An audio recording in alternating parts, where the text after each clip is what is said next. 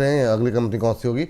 हर्ष बताइए सर। जी, Vodafone idea की बात करते हैं। अगली कंपनी यहाँ पर ये है, HSBC की रिपोर्ट है, रिड्यूस की इन्होंने कॉल दी है और 5 रुपये 80 पैसे के इन्होंने टारगेट दिए। सबसे पहले इनका कहना है कि जिस तरीके से सब्सक्राइबर लॉस्ट हो रहा है यहाँ पे, वो काफ़ी जो है कंसर्निंग है यहाँ पे। इसके अलावा उन्होंने कहा है कि कमज़ोर बैलेंस शीट जो है साफ तौर पर देखने को मिल रही है, जो कैश फ्लो है वो काफ़ी ज़्यादा सीमित है यहाँ पर, और कंपनी के तौर पर एक तरीके से एक बड़ी चुनौती बना हुआ है। इन्होंने कहा है कि कई बड़े सुधार करने की कोशिश जो हो रही है, लेकिन अभी तक स्थिति पूरी तरीके से बिल्कुल भी साफ नहीं है।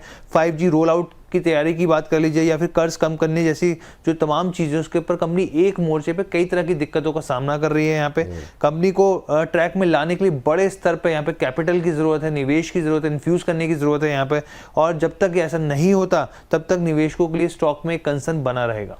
चलिए ठीक है। पहले जब HSBC या फिर कोई बड़ी कंपनी की तरफ से कोई रिपोर्ट आती थी तो शेयर में बड़ी गिरावट देखने को मिलती थी, अब थोड़ा सा उसका असर कम पड़ गया है। जरा इंट्राडे चार्ट दिखा दीजिए वोडाफोन आइडिया का और गूगल फाइनेंस का। 1.5% की मजबूती। अंबाला मैम क्या टिप्पणी रहेगी आपकी? 5 रुपये, मतलब जब से वोडा में रैली आई है बीते 3-4 महीनों में ये दूसरी तीसरी रिपोर्ट होगी हर जो 6-7 रुपये के आसपास, 5 रुपये, 6 रुपये, 7 रुपये के आसपास इंडिकेट कर रही है, और हर बार वोडा जो है सबको गलत साबित करके ऊपर निकल जाता है। मैम क्या टिप्पणी रहेगी आपकी? पिछली बार किसी ने 2 रुपए 80 पैसे की भी रिपोर्ट दी थी और उस समय ये 5 रुपए 6 रुपए समथिंग था।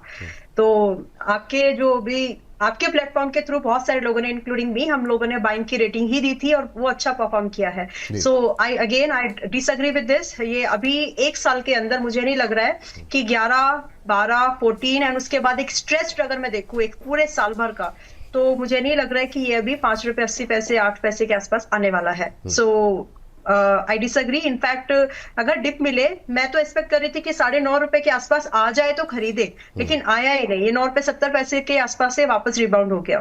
तो ट्रेंड अगर आपको वापस से 9-9.5 रुपए 9 रुपए की रेंज में मिले तो खरीदार करने की कोशिश करिएगा।